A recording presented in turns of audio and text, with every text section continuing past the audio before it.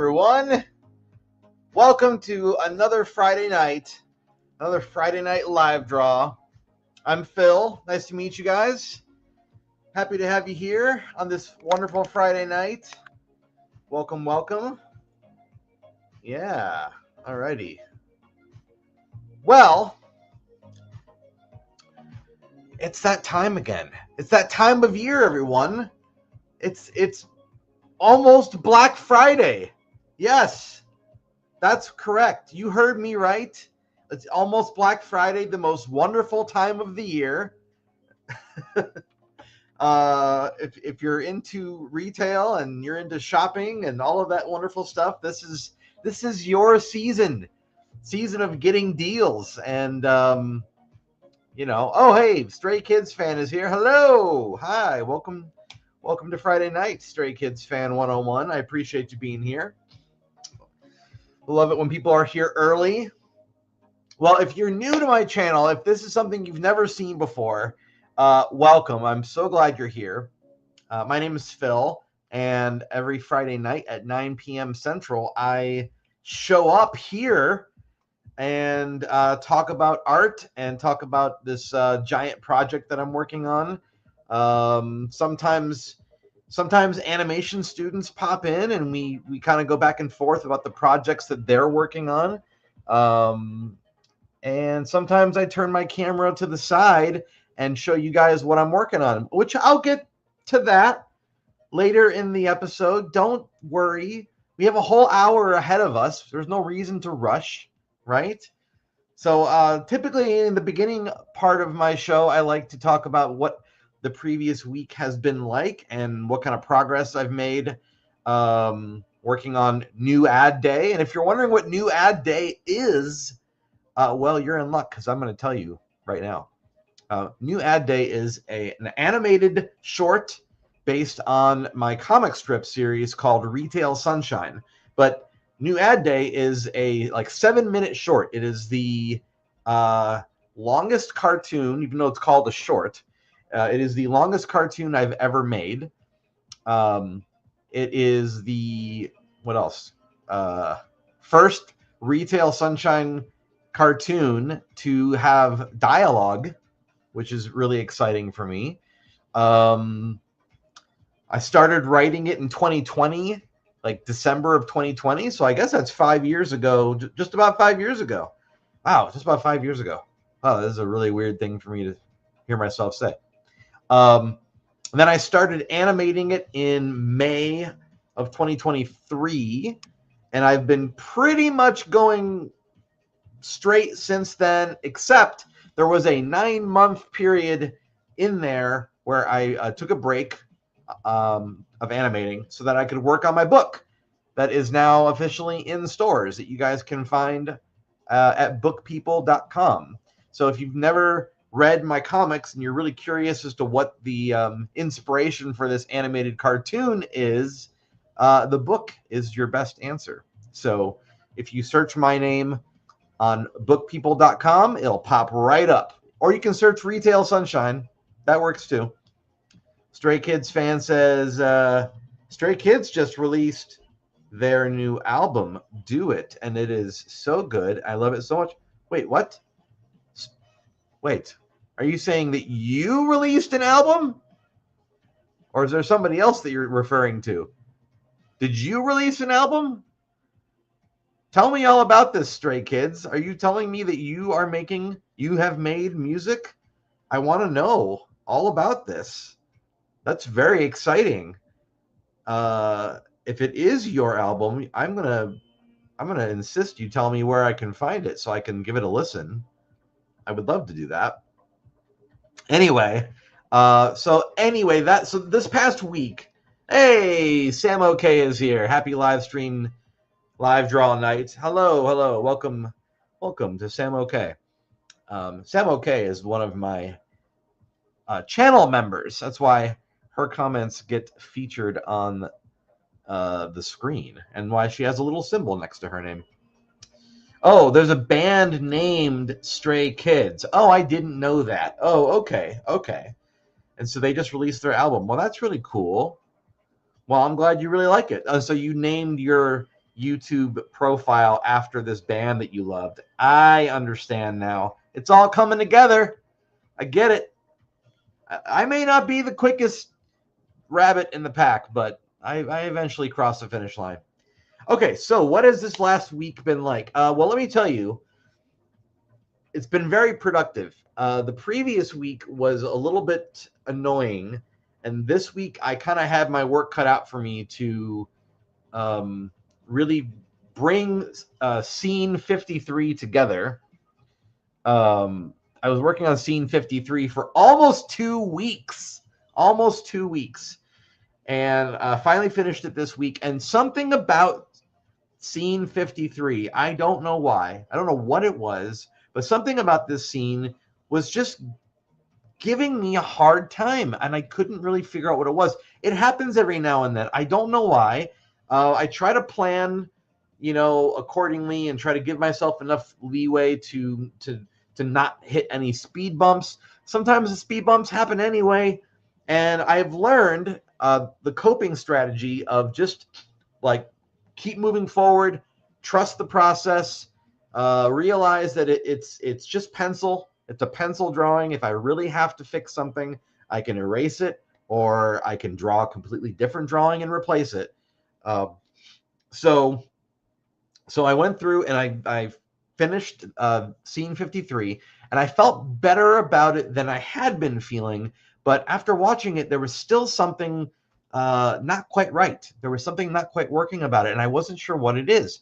And so then I went back and I kept playing it. Like, I'll rewind a little bit, and then I'll play through it just to kind of see, like, does one scene blend into the next scene properly? And it's just something wasn't working. So then I realized what it was. Okay, I'm gonna tell you what it was. This is pretty interesting, I think, because it has to do with scene connectivity, right? So I don't personally believe that like every motion that happens on camera necessarily has to be carried into the next time the camera cuts. It doesn't always have to be done that way. Sometimes a character could be doing something off camera, and then you cut back to them and they're doing something a little bit different.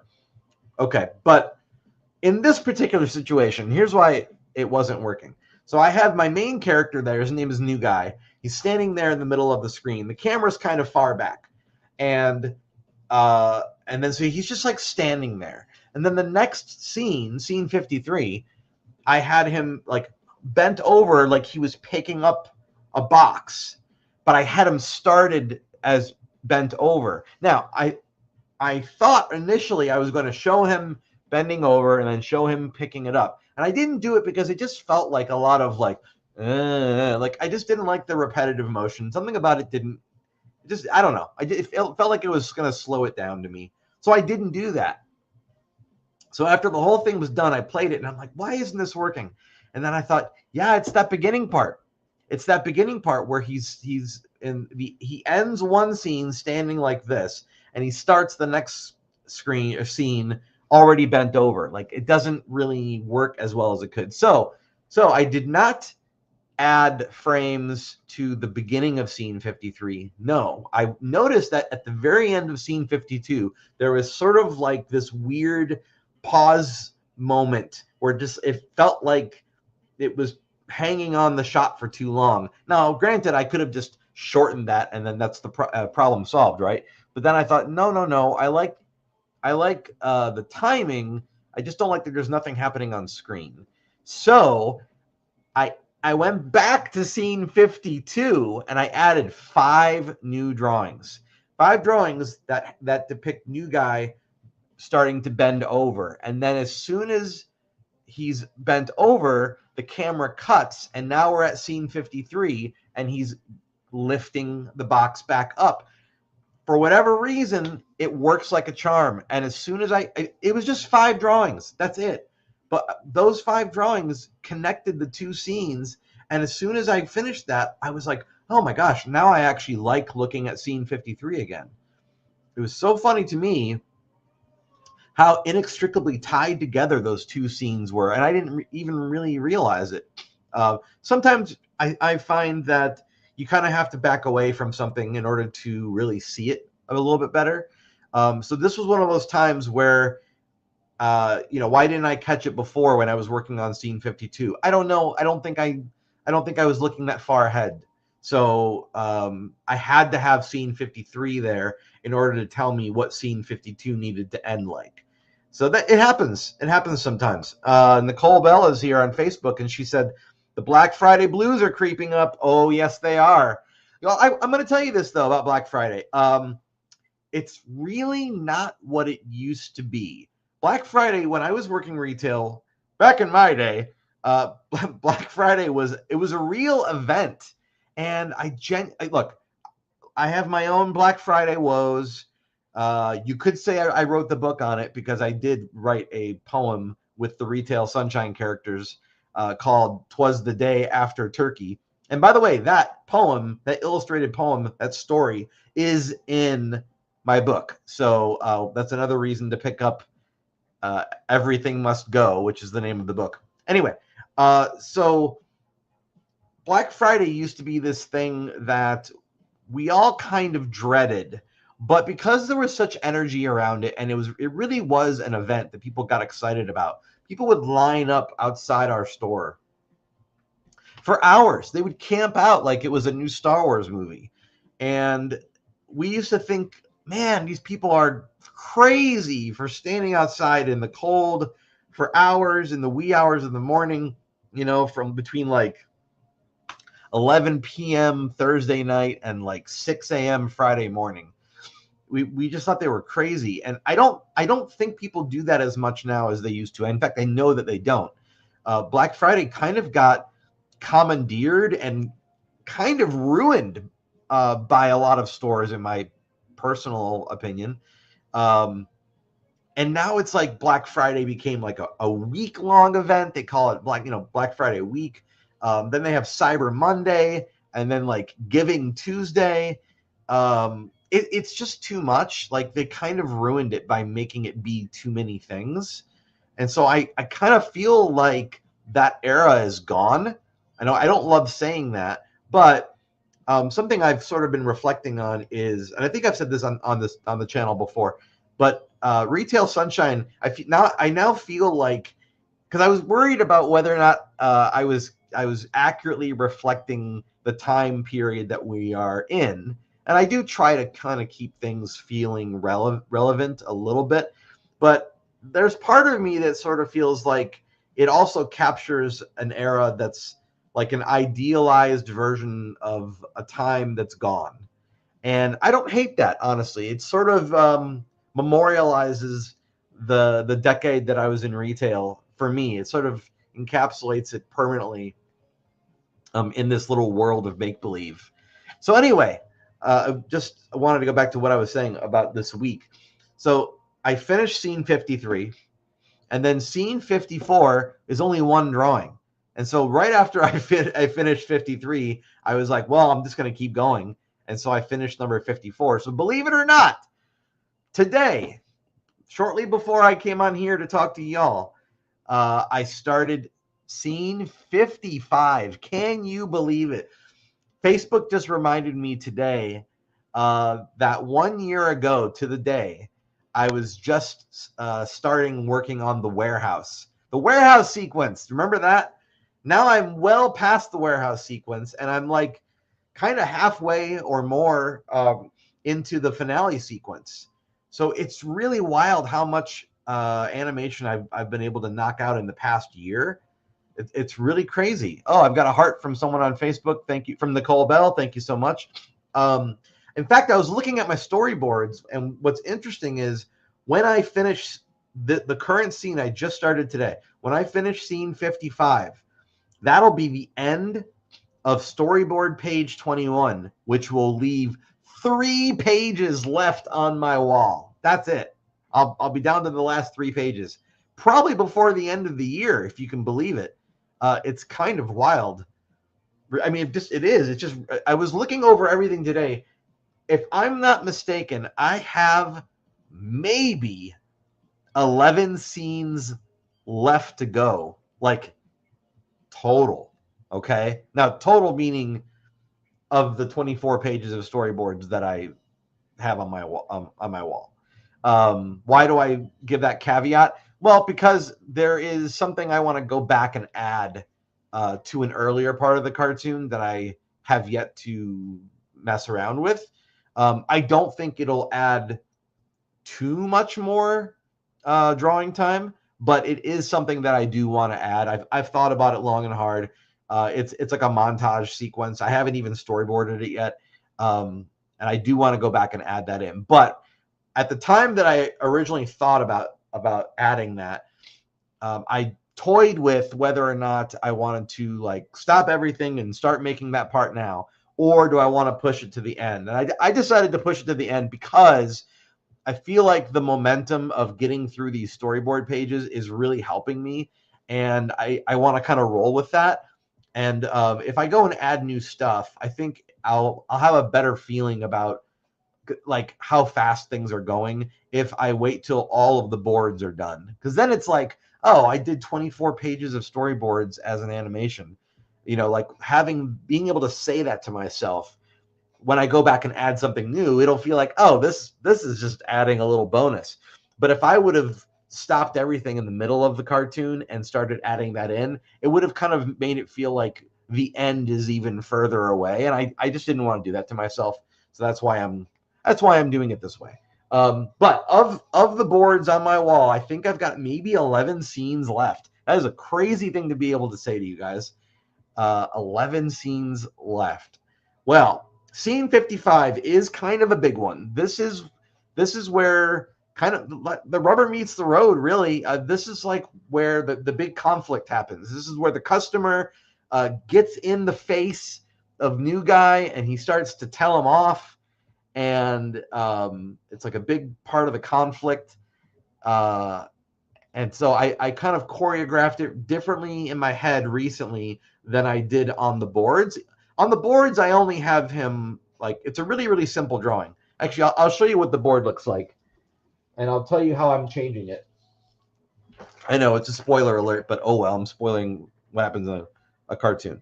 So in the boards, this is all I have for scene 55. I know it says 60 right there. I know the numbers don't match up anymore because, well, things changed. Scenes got merged together, and so the numbers changed. Anyway, so this right here. This is sort of the idea behind the scene, but it's no longer exactly how I'm going to be depicting it. I'm changing the angle of the camera. I'm pretty sure I've got the angle that I want on my drawing table right now, and I'll show you that in a moment. But I actually added a bit of crazy choreography. I want to tell you guys about it. I'm pretty excited about it. It's it's more elaborate than I thought I was going to go, but because it's this big climax moment, I want to build up the tension and have more motion on screen. I think it has the potential to be, one of the most interesting things to look at in the whole cartoon. So basically, the customer is really upset, and he's a short little guy.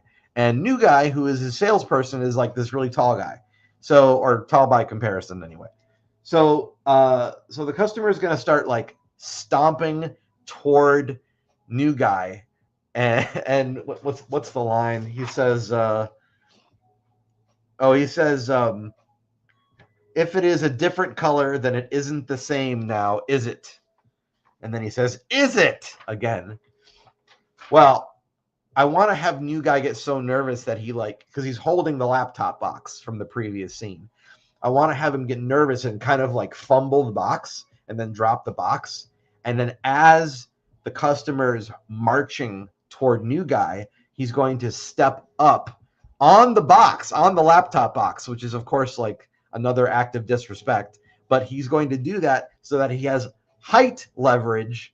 Maybe he won't be taller than new guy, but he will get up to the height of new guy because he's standing on the box. And I want him to, like, from standing on the box, then lean in toward new guy. And then new guy in reaction is going to bend all the way back. And so you've got this short guy intimidating my main character by getting in his face and causing him to bend backwards.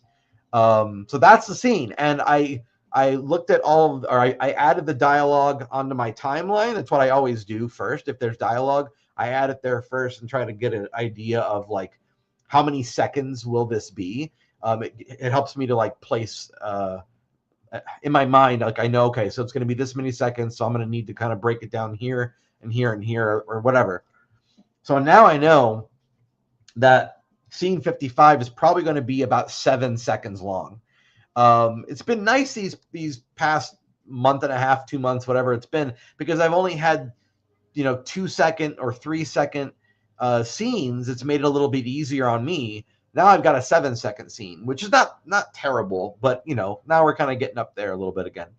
And we've got 2 characters on screen moving at the same time, so I'm gonna have to move them separately. Like I'm gonna draw them separately, and then I'll have to like merge them, layer them over top of each other on my computer and composite them. So I'm hoping I can get that scene, the one I'm just starting today. I'm hoping I can get this scene done before the end of the year. I mean, I think that's pretty reasonable for me to have that as a goal. I like to set reasonable goals. That way, when I hit them, I feel like I can pat myself on the back. So that's a little trick. I can tell you guys, I give myself very, very reasonable goals. I'm also very, very hard on myself, and I'm often a major critic of what I do. So I think like the juxtaposition between that and giving myself easy goals, it balances out a little bit, because on the one hand, I have a lot of like negative talk or a lot of high bars that I have to reach. But on the other hand, I set these goals that are really reasonable time-wise. And so then I can kind of build myself back up. I don't know. There's a psychology moment for you, I guess. Oh, you guys are chatting. You guys are chatting here. Let's see. Stray Kid said, my sister decided to play Christmas music before it's December, and it's annoying the heck out of me. Oh, no, we have an early Christmas music player. That's unfortunate. Marks is here. Hi, Marks109. He says, sorry, I'm late. That's okay. You don't have to apologize at all. I have a heart on Facebook from Shane Campos. Hello, Shane. Good to have you here. Let's see. We've got John Hughes saying, hey, Erilyn is here with my brother and with Carl and his brother. Okay, hello. Hi, everybody. Hi, Carl and John and Erilyn, and Carl's brother. Let's see. Stray Kid says, the same thing. Same thing twice. Okay. And then Erilyn says, the gang is all watching here in Travis Heights. Well, good. Well, hello, everybody in Travis Heights. Thanks for tuning in and hanging out with me. I'm just doing a little bit of chit-chatting tonight. I'll probably do a little bit of drawing here pretty soon. But, I like to sort of catch up with people. And some weeks I'm more talkative, and some weeks I just do a lot of drawing and kind of keep to myself. But tonight I'm feeling more chatty.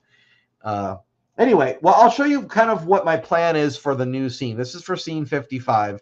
So I'm actually going to turn the camera toward my drawing table now, since this is seems like a pretty good time to do this. Okay, so now I'm also doing a simulcast on a vertical live stream. So some of you guys are watching on your phone and you're watching vertically, and so the reason why I'm maybe positioning this in a way that you weren't expecting is because I have to make sure that people on their phones can see it also. So please bear with me as I attempt to do that. All right, let's get this. Let's kind of turn this a bit. Okay. All right, so this is my current drawing table situation. All right, so when I say I'm layering things, this is what I'm talking about. So I've got new guy right here, and now his back is facing us. This is actually like the inverse shot from a previous scene, from scene 53. So on scene 53, we can actually see new guy. This is new guy. We can see him from the front, and he's holding this laptop box, which you really can't see very well here, but we saw it in the previous scene. So now we're like the camera switches and goes behind him, because we're going to be focusing on the customer, who I'm in the process of drawing here. I haven't finished him yet, but you can kind of see how, if I turn my light on, how it kind of, it blinds you. Just give my light a chance to Wait, how do I?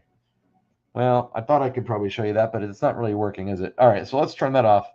We'll try it a different way. So I'll just pick both of these up.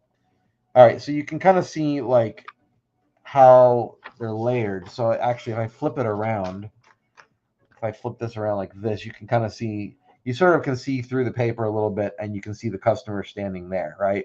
So that's kind of what I'll be doing is I'll be drawing them. Each one of them will have their own separate actions on different paper like this, and then I'll bring it into my computer and I'll kind of move it around like this to sort of see where, you know, where's the best position to have him, so that you can see both characters, but maybe one is overlapping the other. Um, that's what I use the computer for.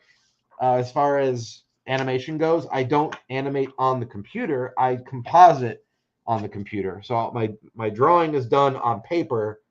My compositing is done digitally. That's sort of my process. Those of you that are watching me who have not seen what I do before, yes, I am animating on paper. This paper is what is known as 10 field. That's what the type of paper, or the shape of the paper is 10 field. Refers to the number of inches if you were to measure it. It's 10 inches wide. So that's where they get 10 field from. Actually, if I take my little ruler right here and I hold it up to the paper, I think it's, is it measured? Which way is it measured? Yeah, it's got to be measured. It has to do probably with this horizontal line because it's slightly bigger than 10 inches. It's actually like 11 inches, but I think it has to do with the area that actually gets seen on screen. Anyway, this is 10 field. I didn't mean to get all technical on you. So that's the paper, and then I use this color erase pencil, this blue color erase pencil from Samford. I've been using these for a while. There is a reason for using blue. There is a reason. It no longer applies to what I'm doing. I just sort of like drawing in blue. You could argue that I'm making more work for myself later because I'm going to have to make these drawings appear as if they are grayscale, which is something that I'll just do digitally. But I like drawing in blue. I don't. The original reason that it started has to do with traditional animation uses a number of different colored pencils. The base sketch is usually something like in blue, and then there's action lines or something like that that are done in red, and then there's black over top of that when you're doing cleanup. I guess it depends on the individual, but usually a final drawing will have different colors of colored pencil. And the way they would do it back when animation was done on paper is they would take the final drawing, which would have all these different colors of it, and they would give it to the ink and paint department, which at Disney was, if I'm not mistaken, completely all women, the ink and paint department. And they would give them those drawings, and they would put a piece of acetate over top of the drawing. And acetate is like, imagine if I had another piece of paper like this, but instead of being opaque and white, imagine if it was like a clear piece of cellophane, but thicker. So they would put a piece of acetate over top of the drawing, and then the ink and paint department would sort of follow the lines as like guidelines, and they would paint, but they would paint directly onto the plastic, onto the acetate, so that the final image that they would photograph for the film, they would only photograph the acetate. So there's none of the work lines, none of the erasing marks, none of the notes that would be on the side of the paper. None of that stuff would be in the cartoon. You would only take a picture with the camera of just the painted part. And then they would lay that painted part, that because the background behind the character was all clear, right? Because it's a clear piece of acetate. So that was all clear. So you would place that acetate over top of a painted background. So it's another, it's a painting, right? And then you put that down first, and then on top of that you would put your acetate with your character, and it would look like they were layered over top of the background. And then you would take a picture of that and then you would just keep swapping out acetate paintings. You just keep swapping that out, and then over time that would make your film. Now that would get more complicated if you had a background that was moving. If the character was like walking from left to right and you wanted the background to be moving, you would have to move the background a little bit, and they would paint these backgrounds on a very, very long I don't remember what the surface was. Maybe it was acetate for that too. I don't know. I don't think it had to be though. It could be anything. So they would make a background on a very long piece of material, and then that way you could sort of like move it a little bit and keep moving it because the background was so long. It was one big image, but they just would move it just a little bit. So that's kind of how they did that. And in many ways, I think of it as a form of stop motion animation, but instead of moving a puppet or a doll or a clay figurine, you're moving paper or you're moving acetate. Anyway, all that to say, I'm sort of doing it the traditional way. If I was really doing it 100% traditionally, you could argue that I would be painting on acetate, and I'm not doing that. Obviously, I'll be compositing and then adding color and all that stuff. I'll be doing that on the computer, but I will probably have to go back into all my drawings and clean up the drawings and then re-scan them. That's a process I haven't figured out yet, and I'm developing, as much as I'm developing this film, I'm also developing my own animation pipeline. And if you're new to the terminology that I'm using, a pipeline has to do with think of like an assembly line. It's basically the process by which a film starts out and then goes through all the steps before it becomes a film on the other end. So since it is just me doing this, I mean, I did have voice actors, and I am going to bring on a composer for the music. But as far as all the visuals are concerned, I'm a team of one person. So I have to develop my own pipeline and give myself like my own process and steps. And the idea is once I get the process down, then I can like lather, rinse, repeat, and then things start getting easier as they go, in theory. Thanks for the like on Facebook from Ernesto Facone. Thank you so much. I appreciate the like. And thank you guys, by the way, for giving me a thumbs up over on YouTube. I do appreciate that. If you haven't subscribed already, I would love a subscribe to my channel. It does help me grow the channel quite a bit. And if you're like, Phil, I love all this behind the scenes stuff, but I don't like social media. I don't like Facebook. Is there any way I can keep up with you besides those methods? Yes, there is a way you can do that. You just go to retailsunshine.com and you can follow me there for free.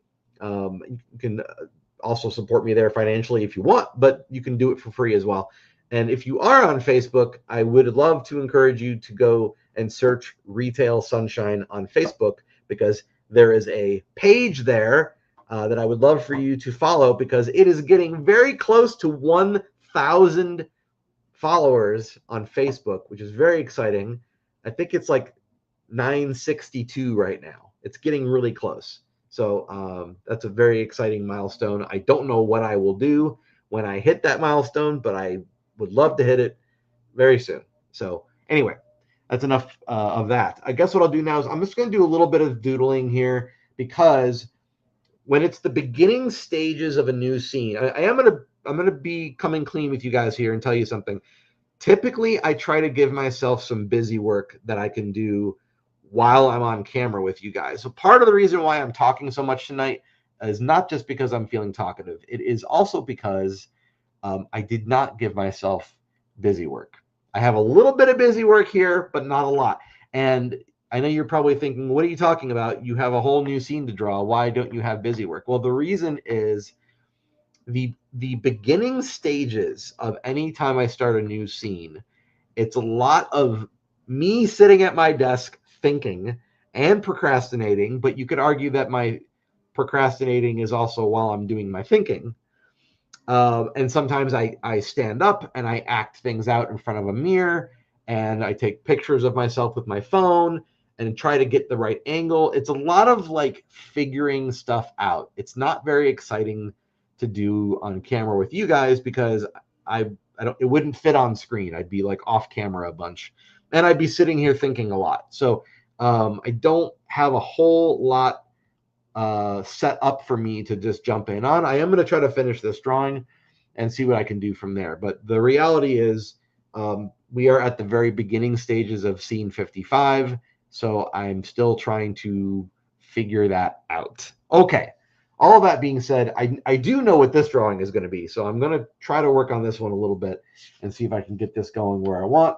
And then we will go from there and see how things go. But by this time next week, Friday of next week, I anticipate being fully into scene 55, and then I should have some things sort of like lined up for me to work on at that point. So, all right, last I remember, I've got new guy, or the customer has his arms folded, and let me go ahead and pull up my, I guess I could probably share my screen. Let me see if I can do that. You know what? I wasn't going to share my screen, but let me see if I can. How do I do that? How do I share my screen? Yeah, okay. All right. I don't normally do this. But all right. So what's the best way to do this?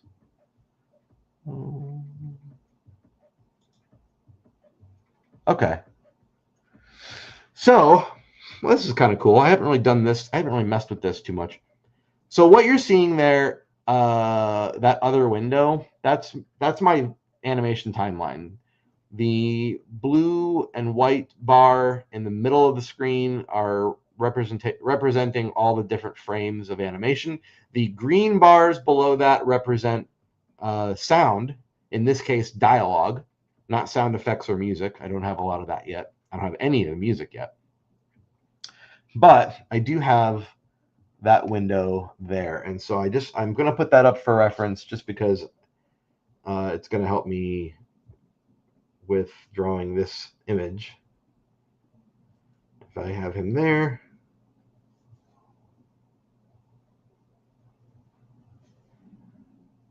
Sometimes I just need a quick little glance just to sort of get an idea of what I was doing.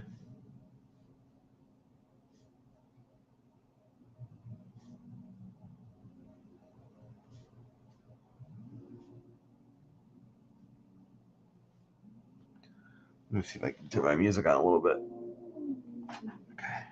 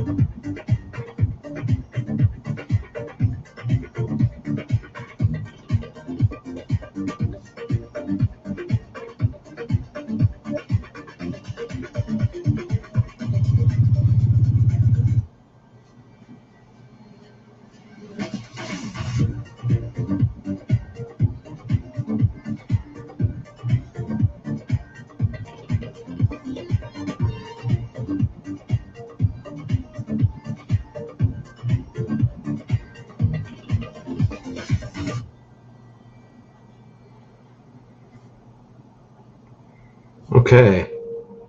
I think I got it. Now, the reason why I take my time with these early drawings, the reason why I take my time. Oh, hey, Karen's here. Hello, Karen. Over on Facebook.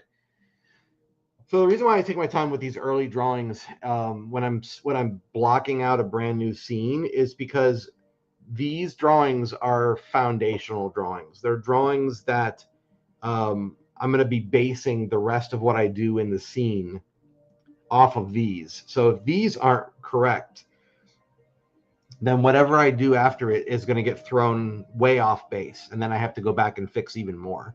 So I have found that, like, I don't love how slow I am in the beginning process, but the more that I prepare a scene and the more I'm like solid in getting my my keyframes drawn. That's what this is, a keyframe. The more I do that, the better that the process goes the rest of the scene, because then I've laid my foundation and I'm just kind of building on top of the foundation. So this is a keyframe drawing. This is a keyframe drawing. Both characters now have their starting positions.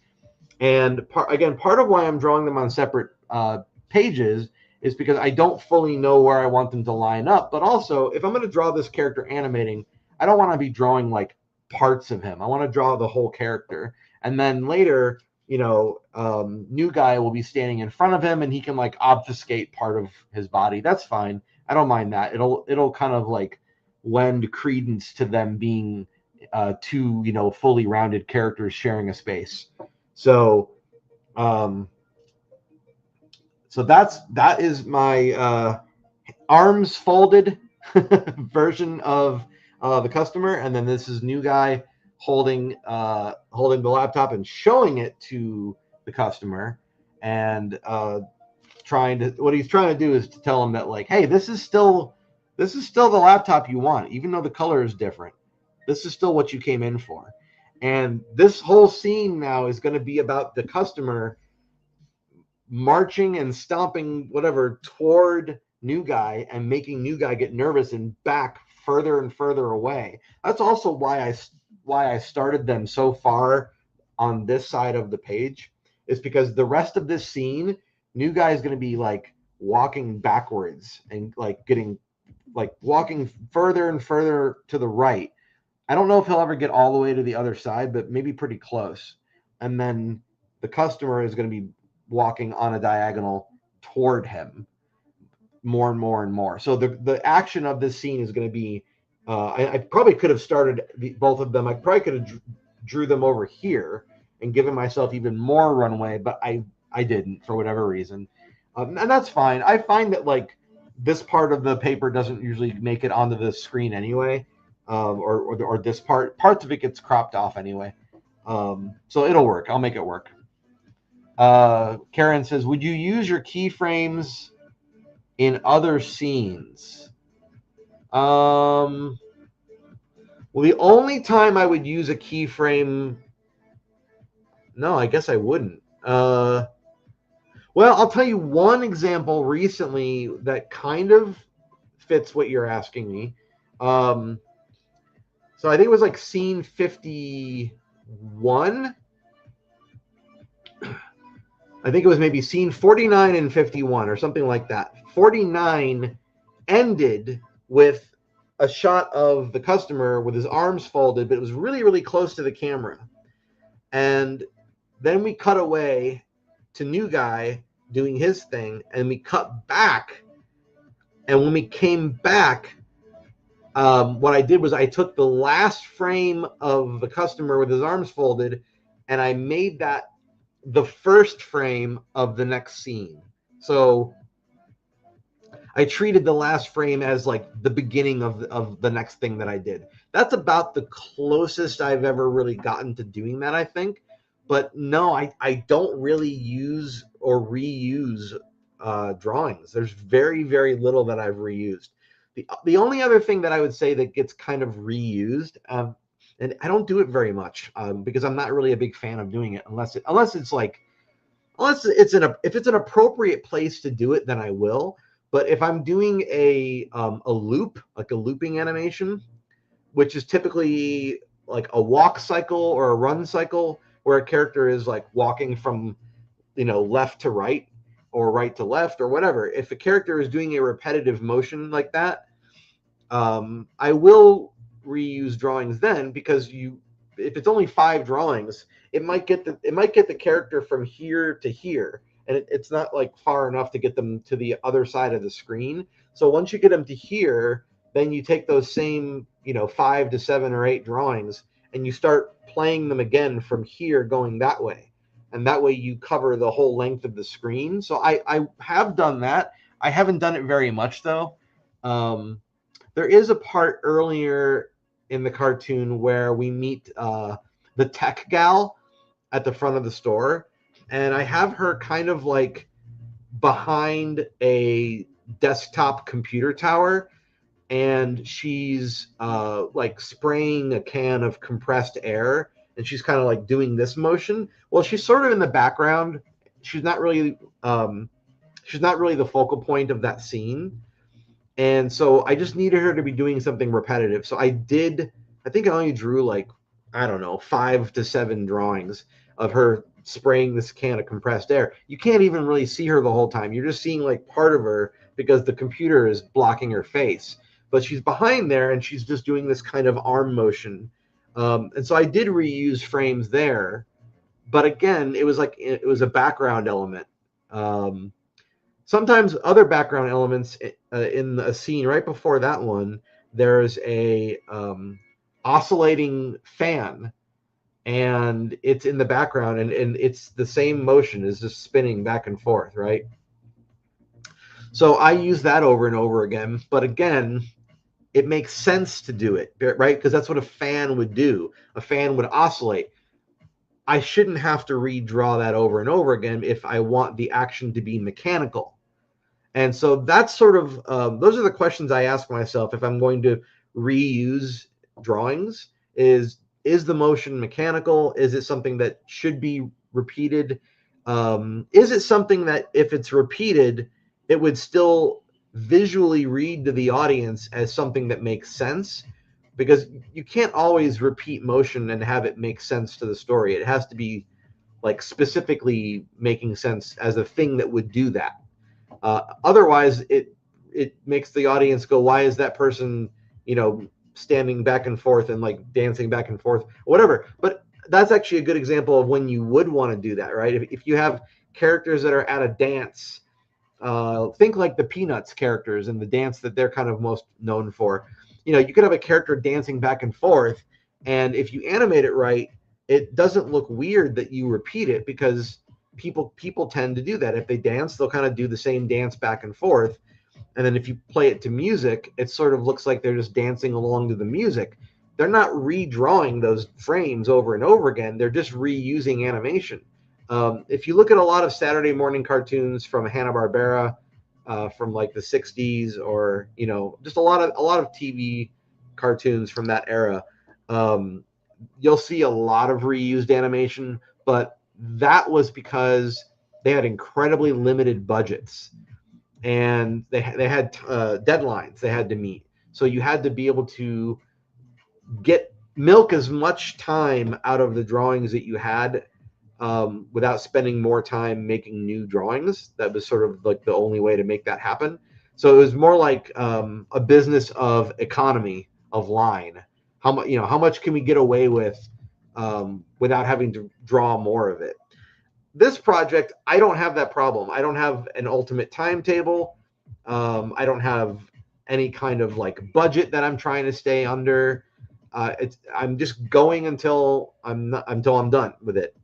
I'm still trying to be economical where I see it making sense, I guess, but I'm not like obsessing about that, because to me, I actually want things to look interesting, and I find that the best way to make something look interesting is for it to be varied, right? Variety, as they say, is the spice of life. So I find that if I can come up with a new and creative way of showing something, then I'm going to draw it in a different way, because it's more interesting to the audience. And when I say audience, I'm including myself in that, because I want to be able to watch it and be proud of what I made and be able to look at it and be entertained by it.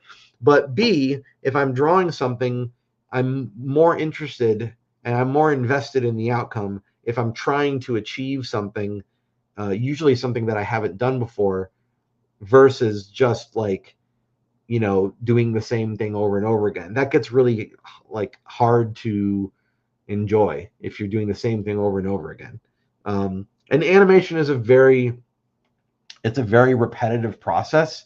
So yeah, you kind of have to be okay with repetition.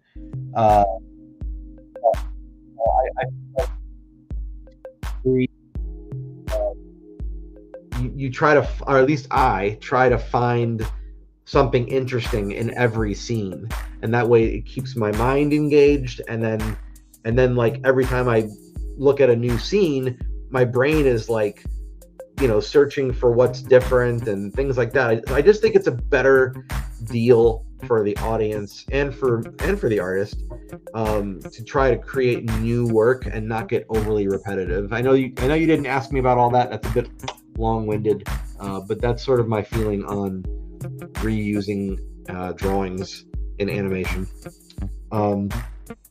So anyway, that was kind of all I planned on drawing tonight, because I really do need to block out what his next steps are going to be, and I don't know what they are yet. I don't want to sit here and try to like force myself to answer those questions on camera. So because I'm not going to try to do that, I am going to turn my camera back around. Karen says, no, it's cool. Okay, good. Well, I'm glad it's cool. I'm glad I at least answered your question. I do get that question from time to time, and typically the reason why people ask me that question is people seem very invested in whether or not I can finish the cartoon sooner rather than later.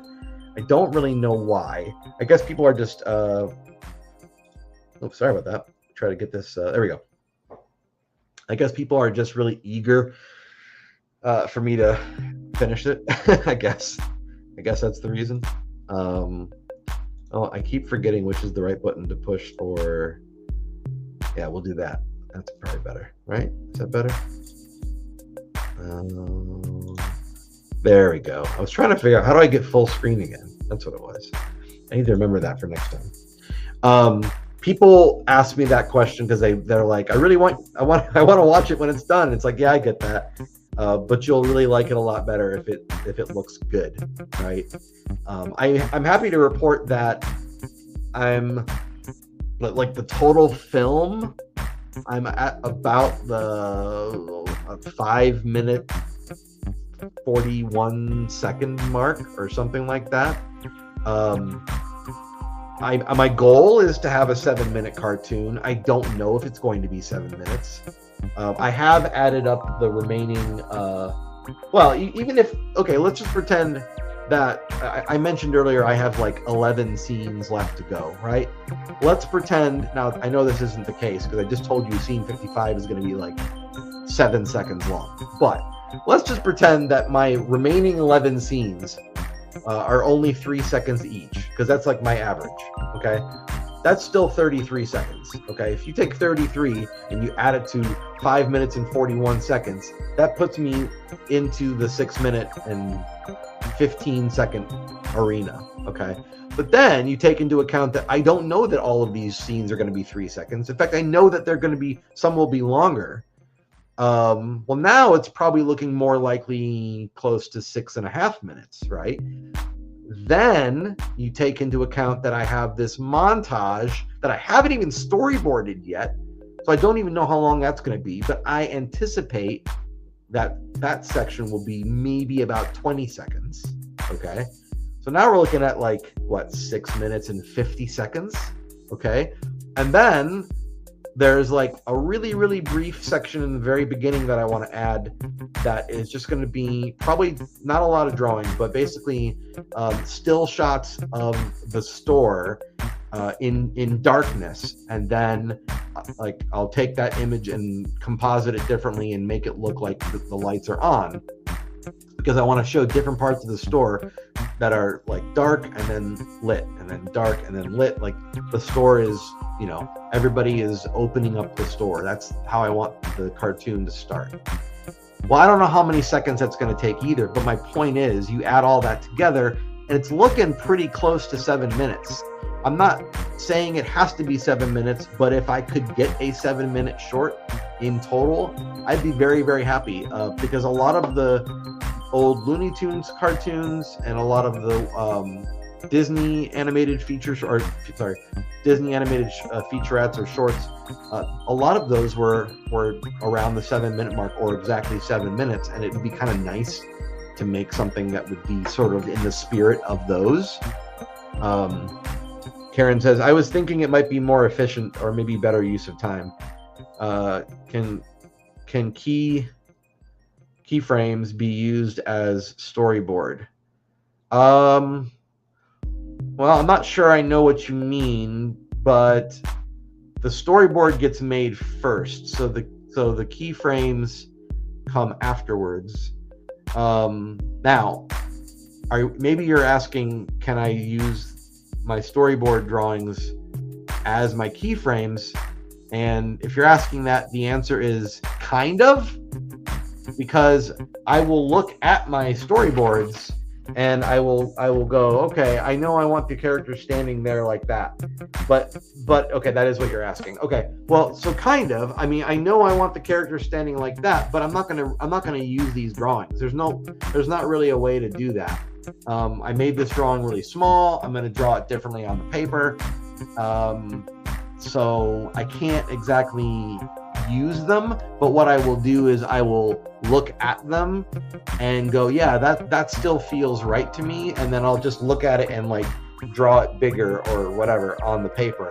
And so I use it as my foundation of what I'm telling myself I'll be drawing.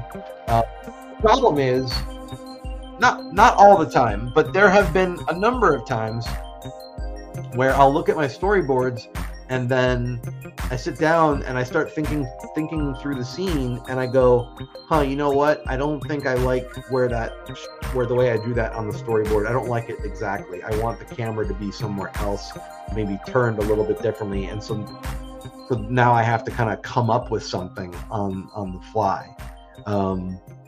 Anyway, so things, you have to be willing to be flexible if you can think of a better way to tell the story.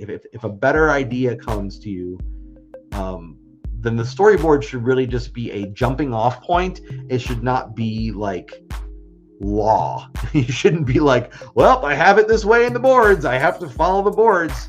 No, the boards are a guide, but if you come up with something better, by all means, stray from the boards. And I have done that a number of times, and in my opinion, I've come up with better stuff later on. But you need the boards just to sort of have something to work off of as a default. Anyway, I've gone over an hour, but I really appreciate the questions from Karen Young. Thank you for that. And over on Facebook, thank you so much. And then just as a reminder, again, we got Black Friday coming up and holiday times are coming up. So if you don't already have a copy of Everything Must Go, which is the ultimate retail sunshine book, you can get your copy from bookpeople.com. Just search my name or search Retail Sunshine on bookpeople.com. It'll pop right up. It makes a great gift. It is the biggest retail sunshine book I've ever made. It's only about 1.5 years old, roughly.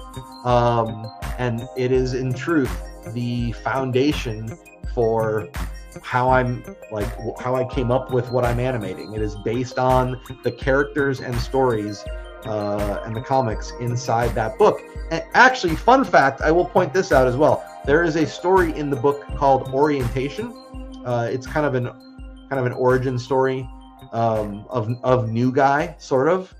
Yeah, actually, it is an origin story. So fun fact about that: New Ad Day, the cartoon I'm animating, takes place, if you're keeping track of the official timeline, takes place 1 week after Orientation. So there is kind of an official timeline in Retail Sunshine. At the very minimum, the official timeline is Orientation, and then 1 week later is New Ad Day. So I don't know if there's anything else that follows that timeline, really, but just thought I'd share that with you. I think it's fun. Good night to Marks109 over on YouTube. Thanks for saying hi and hanging out. And thanks to you guys for being here again. I really appreciate you. I'll see you back here next Friday as always. It is Black Friday, but I'll be here after I do my shopping. Okay. Happy holidays to you, Karen Young. I appreciate you being here. Thanks so much. Thanks everyone else for hanging out. Have a wonderful, safe weekend. Happy Thanksgiving. I almost forgot to say it. Happy Thanksgiving. Oh, and bye from Dallas to Baby Got Bakshi. What a great name. Over on YouTube. Bye. Have a good rest of your night, everybody.